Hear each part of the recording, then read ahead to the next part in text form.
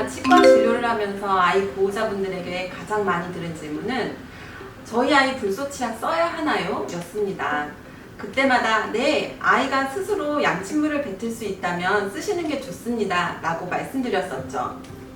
그런데 얼마 전에 저희 아이가 쓸 어린이 불쏘치약을 쿠팡에서 고르면서 이런 걸 불쏘치약이라고 판매한다고 생각했었네요. 효과가 있다고 보고되어지는 1000ppm 이상의 불쏘치약을 찾기가 힘들었거든요. 구입하신 치약의 성분이 궁금하시면 먼저 식약처 홈페이지에 들어가셔서 제품 정보 검색에 들어가시면 주의사항이나 주성분, 첨가물 등을 확인하실 수 있습니다. 일단 충치라는 건 세균에 의해 발생하는 질환입니다. 쉽게 말해 치아에 붙어있는 당분을 충치균이 먹고 배설한 산성 물질이 바로 치아에 구멍을 내는 거예요. 불쏘의 기능에 대해 설명드리자면 불쏘는 세균이 내뿜는 산으로부터 치아가 부식되는 것을 막아서 충치에 대한 내성을 강하게 해주는 물질입니다.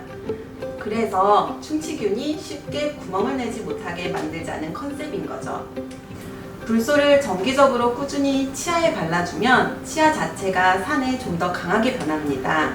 치아의 얇은 코팅막이 형성되는 게 아니라 치아 표면에 흡수되는 것에 가깝다고 보시면 되는데, 예를 들자면 나무판에 페인트 칠을 하는 게 아니라 기름을 먹여서 안 썩게 만드는 것과 비슷하다고 보시면 돼요. 충치가 이미 있는데 불쏘 도포가 의미가 있나요?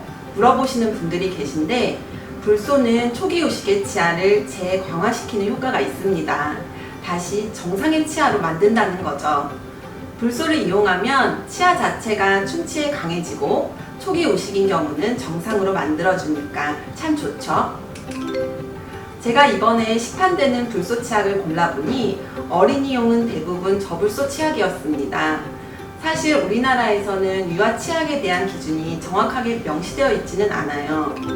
미국 치과협회에서는 치아가 나오는 약 생후 6개월부터 만 3세까지는 1000ppm 이상의 불쏘 치약 쌀 한 톨만큼, 만 3세 이후부터는 콩알 크기만큼 사용하도록 권장합니다.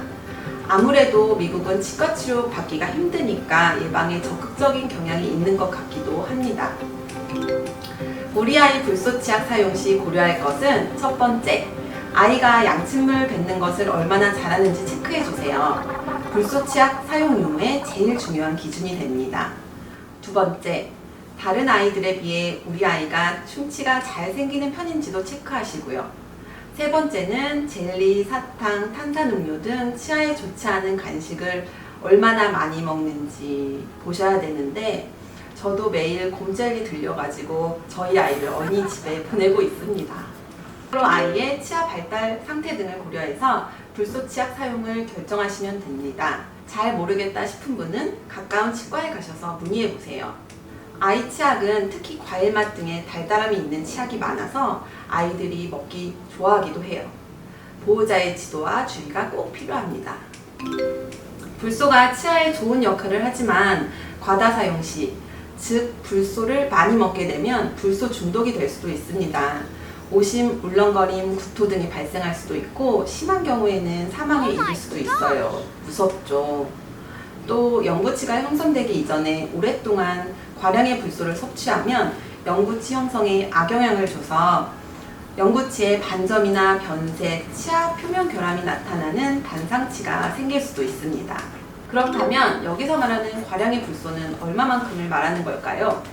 WHO 기준으로 문제가 되는 불쏘 급성 중독의 양은 어린이 몸무게 킬로그램당 5mg, 예를 들어 20kg 아이의 경우에는 불쏘 100g, 그러니까 1000ppm 불쏘 치약을 100g 또는 500ppm 저불쏘 치약 200g을 한꺼번에 먹는 겁니다.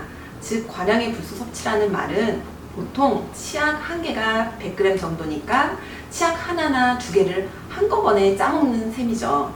불쏘의 안정성은 1964년 미국에서 많은 연구를 통해 안정성을 검증한 후 불쏘 치약을 만들기 시작했어요. 그로부터 이미 꽤 많은 시간이 흘렀고 득이 되는 쪽이 훨씬 크다고 보여지고 있으므로 불쏘의 사용의 시기와 적정량을 잘 지키신다면 크게 걱정하지 않으셔도 좋습니다. 그래도 불쏘 중독의 위험을 막기 위해 미리 치약은 아이 손에 닿지 않는 곳에 두는 게 좋겠죠.